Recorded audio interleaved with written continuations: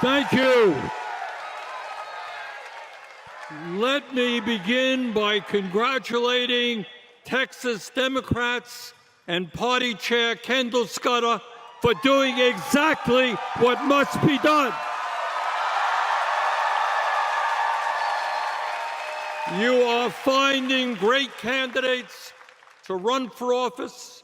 You are now competing in areas where Republicans ran unopposed for decades. You are building a strong grassroots movement, and you are winning. Just last week in D.C., I met with Taylor Remmett, a leader in the Machinists Union. In a Trump plus 17 district, Taylor won. And that is what's going to happen all over Texas this November. Now, brothers and sisters, you have heard a couple of speeches in the last few days. So I am going to cut to the chase and give you my sense of what is happening in America today and what we have got to do to advance the future. First, it goes without saying that we must hold Donald Trump, his administration, and the entire Republican Party, who control the White House, control the Senate, control the U.S. House.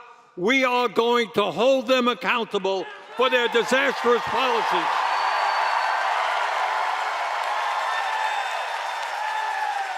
These policies have devastated working families in Texas, in Vermont, and all over the country. We are going to hold them to account.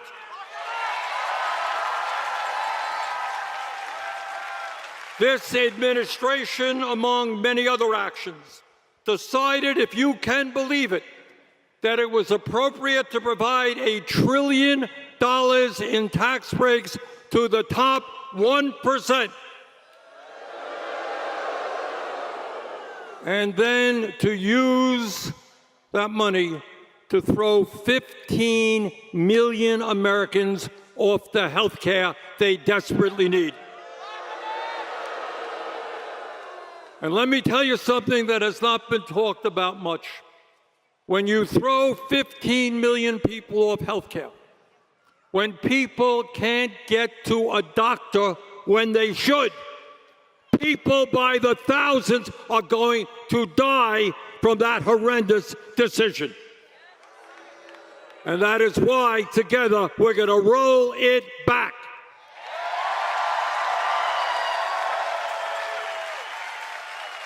But it's not just health care. Trump administration made the largest cuts to education in American history.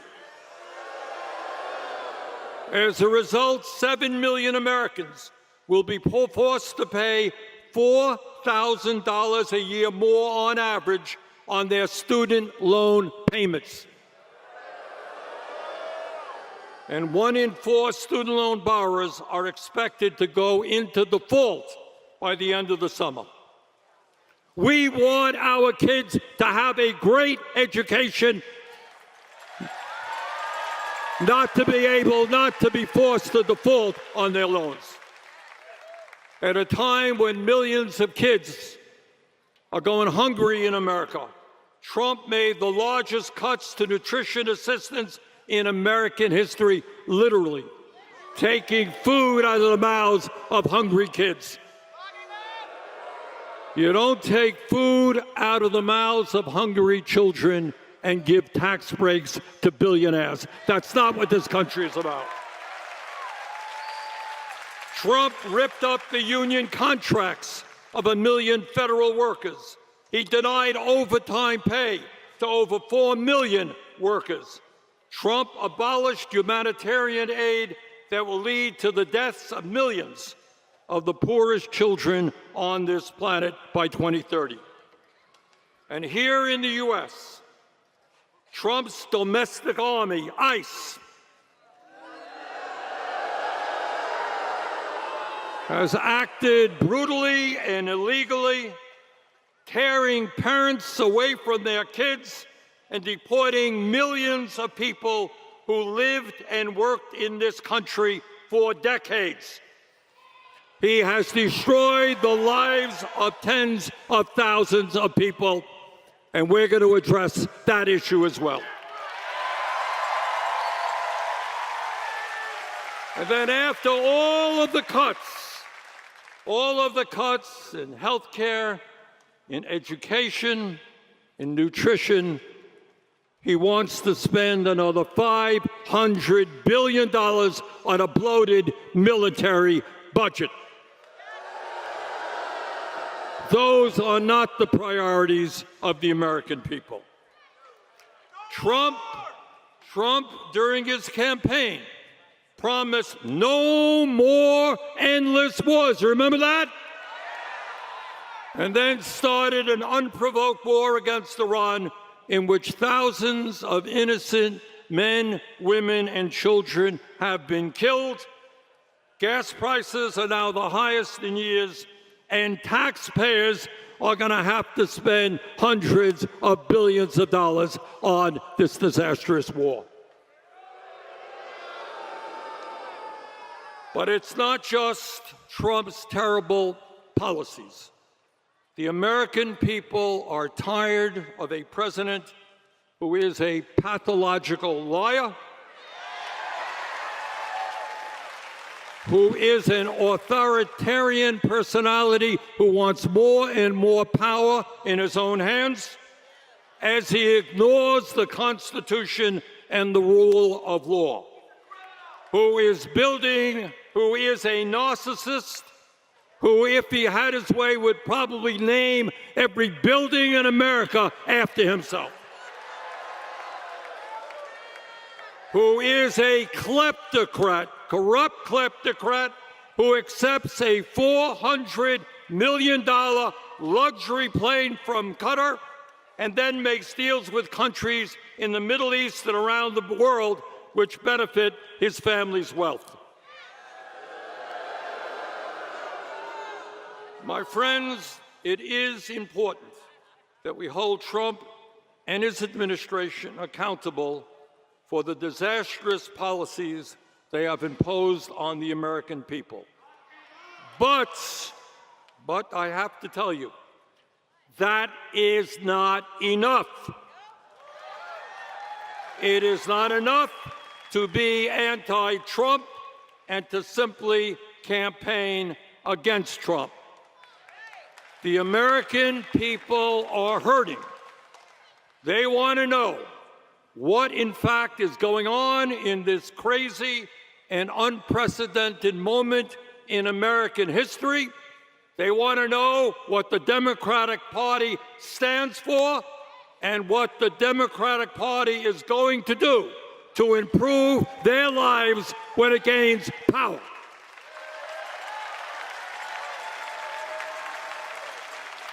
And by the way, what I have seen is I have traveled this country and we have held dozens and dozens of rallies from one end of America to the other. And what I have seen in recent primary elections is that the American people do not want establishment status quo policies that tinker around the edges. The American people understand that this country is facing major crises, and they want bold proposals to improve their lives and the lives of their children.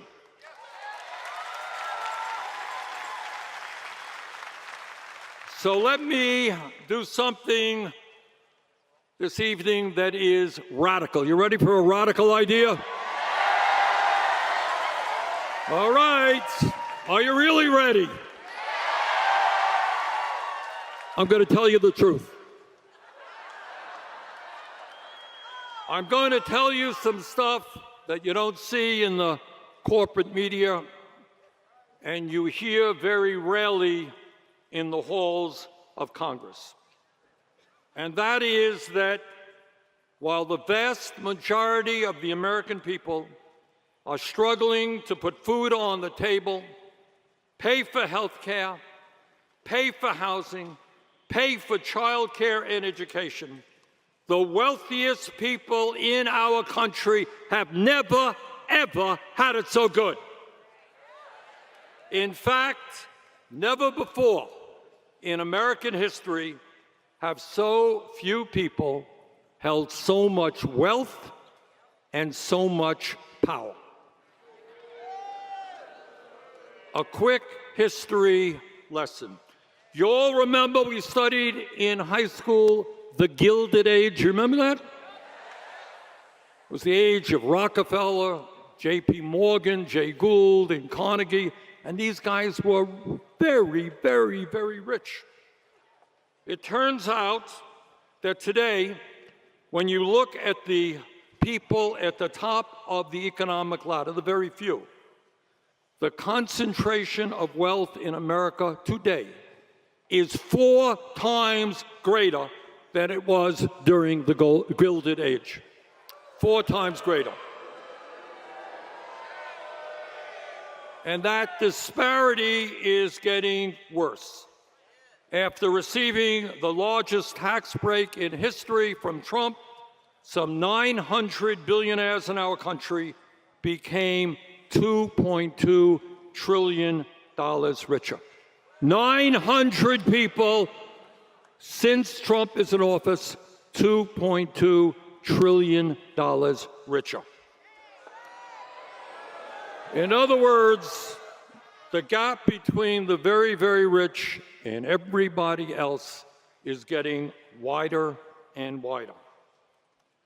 Never before in our history have we had as much income and wealth inequality as we have today. Today, the top 1% owns more wealth than the bottom 93%. Today, one man, Elon Musk, a trillionaire,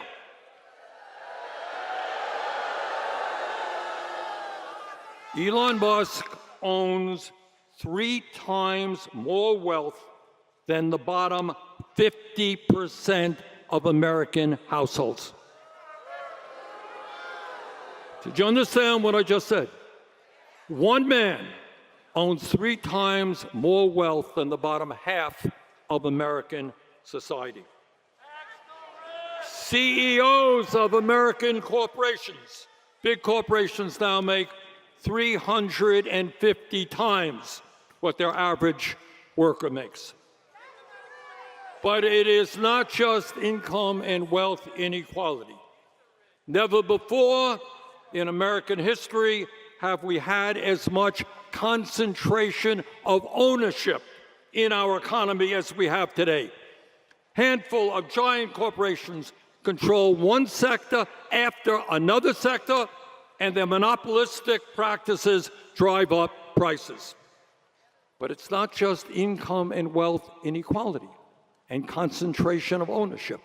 Never before in American history have we seen so much billionaire and corporate ownership of our media. In the U.S. today, 6 large media conglomerates control about 90% of what the American people see, hear, and read. Trump's supporters have recently bought up CBS, and they will soon own CNN. Musk and his fellow billionaires own many of the major social media platforms. And as bad as all of that is, let me tell you what is even more dangerous. And that is today, the billionaires and their super PACs are undermining our democracy and increasingly control the political process in our country. Here's the truth. You want to run for office, you want to run for local office, you want to run for state office, you want to run for Congress. And you get involved in a campaign, you say, I'm going to stand up for the working class of this country. And you run a good campaign. You know what happens to you? The billionaires and their super PACs will spend tens of millions of dollars to defeat you. That is not democracy. And that is why together, not only are we going to end this disastrous Citizens United Supreme Court decision,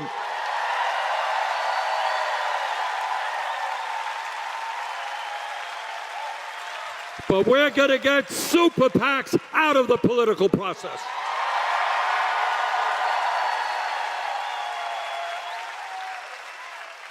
Bottom line, we are now living in a moment in American history where a tiny number of billionaires are exerting unprecedented influence over our society.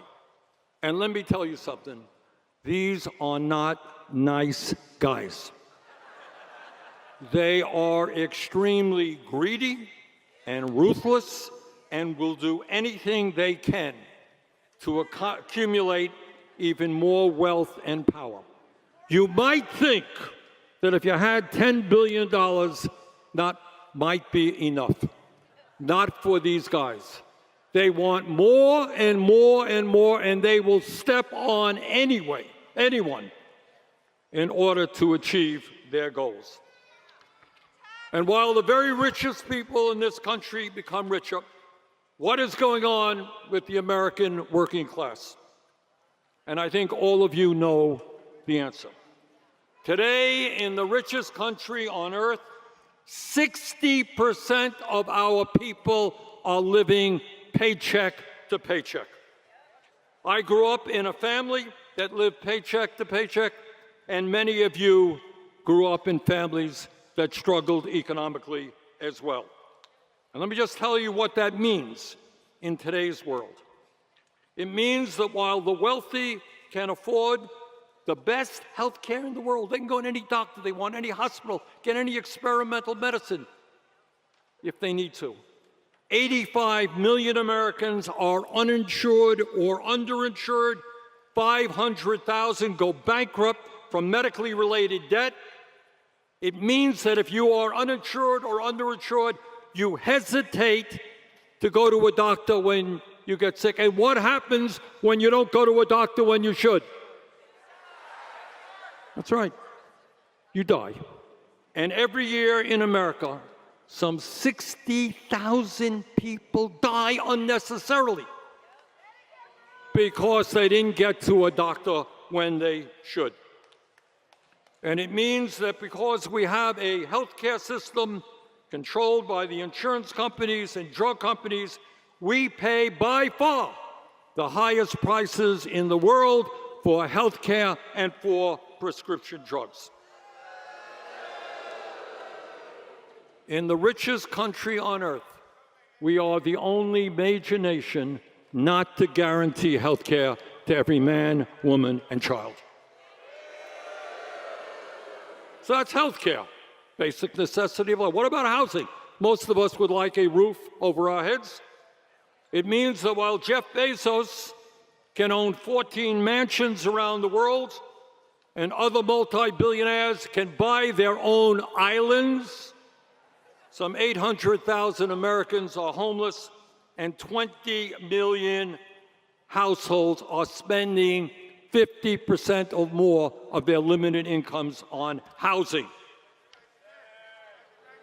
It means that young people today, unless we change it, will own their first homes 12 years later than their parents did, not until they reach the age of 40. And what about our kids? You know, I hear all these politicians, they love America, they stand in front of the kids. In America today, we are failing working class children. Today in America, if you can believe it, we have the highest rate of childhood poverty of any major country.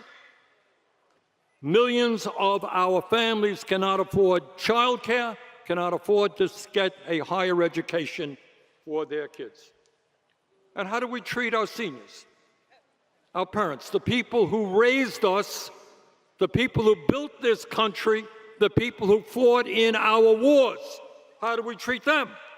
Well, today in America, 1 out of 3 seniors is struggling economically, and 20% of seniors are trying to live on $15,000 a year or less.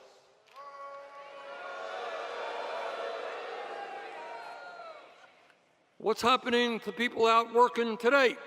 Well, despite huge advancements in technology and worker productivity, the average worker, important to understand, today makes nearly $30 a week less than he or she did 53 years ago. Got that?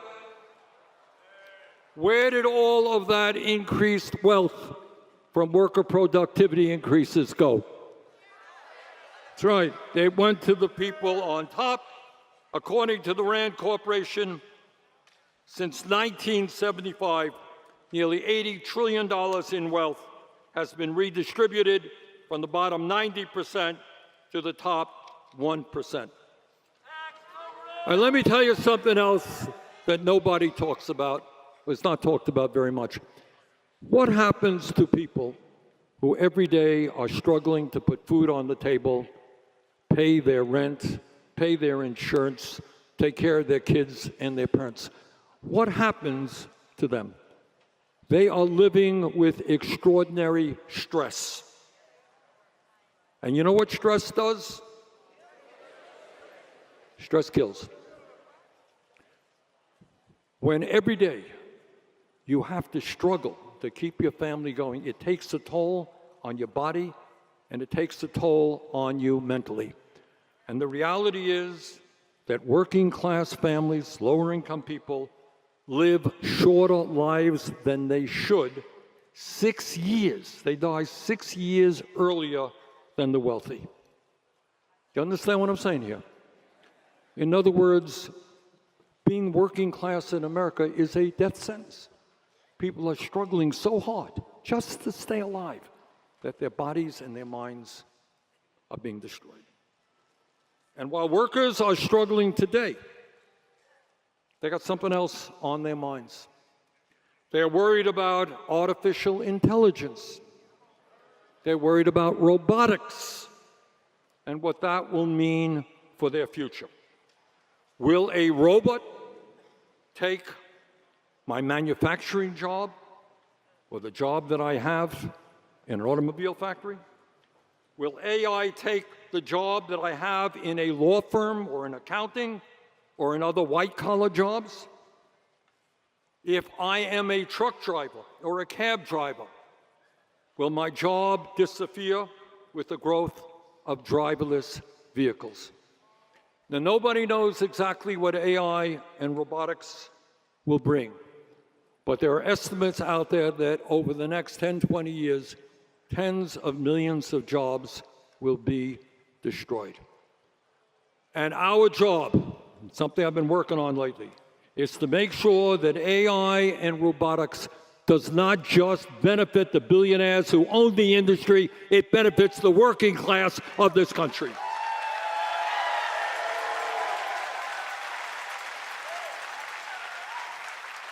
So that is where we are. Those are some of the issues that people are staying up nights, worrying about, fearing.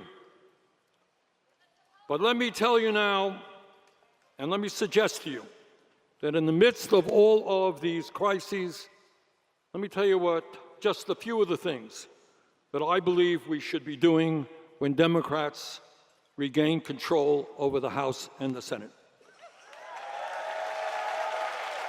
And I won't go through a whole litany and a laundry list here, but I just want to talk about some of the major ones.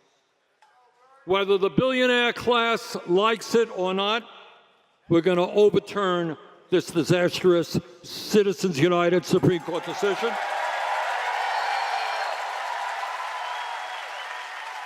And we are going to restore real democracy to America. When Mr. Musk and his billionaire friends have unprecedented levels of wealth, And when major corporations often pay an effective tax rate lower than a truck driver or a nurse, we are going to make the billionaire class start paying their fair share of taxes.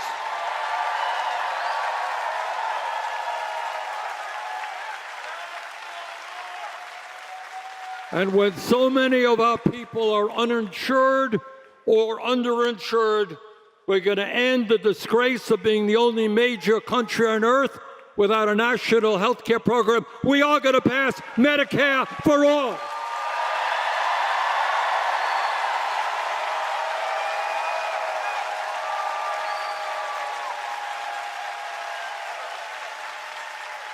When millions of workers in Texas and Vermont throughout this country are living on starvation wages, we're going to raise that minimum wage to a living wage, at least $20 an hour. And when millions of workers want to join unions, we're going to make it easier for them to do that and stop the unconstitutional actions of corporations. When big tech and the wealthiest people on earth are aggressively pushing AI and robotics, the most transformative technologies in history, without public input, we're going to pass legislation that makes sure that these technologies benefit all of us, not just a handful of billionaires.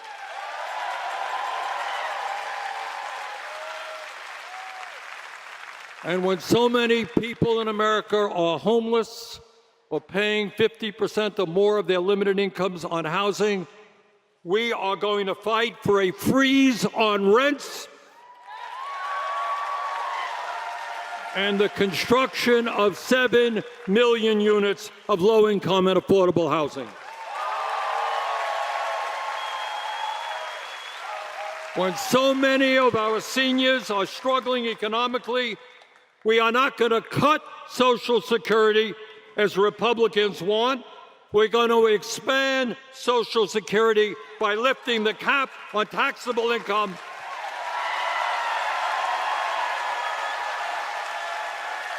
And we're going to bring back traditional pension plans so that every senior in America can retire with dignity and security.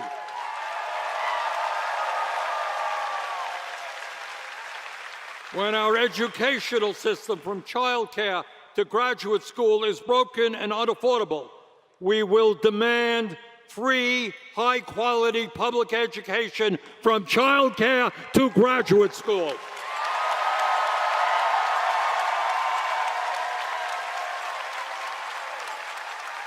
And we're going to attract the best and the brightest young people into the teaching profession by making sure no teacher in America earns less than $60,000 a year.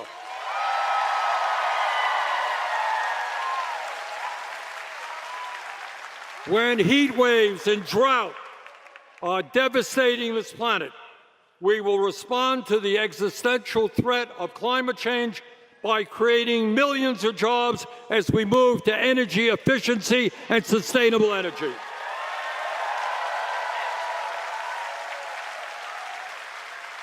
We will end a foreign policy which is immoral and ineffective, and a military budget of well over $1 trillion a year. No more spending billions of dollars on endless wars. No more spending billions of dollars on the genocidal Netanyahu government in Israel.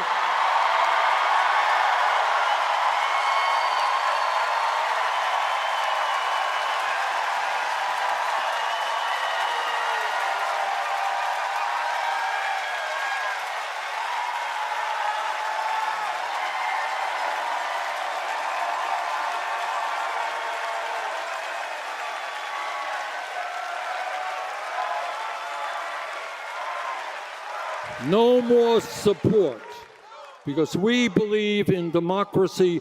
No more support for the cruel dictatorships in Saudi Arabia, the UAE, Qatar, and elsewhere. Bottom line, let's start investing in the American people, not the war machine.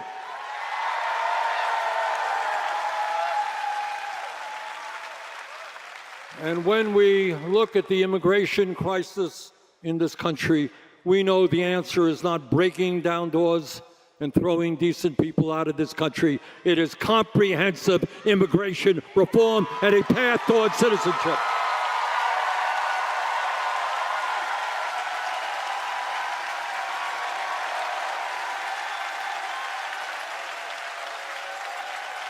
My friends, the political reality of the moment is that the oligarchs and the billionaires have endless amounts of money to spend on campaigns and on politics.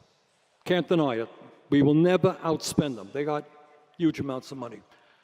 But the way we defeat them, and we are seeing it now, not just in New York, but all over this country, is when ordinary people get involved in the political process, which is what you are leading us here in Texas.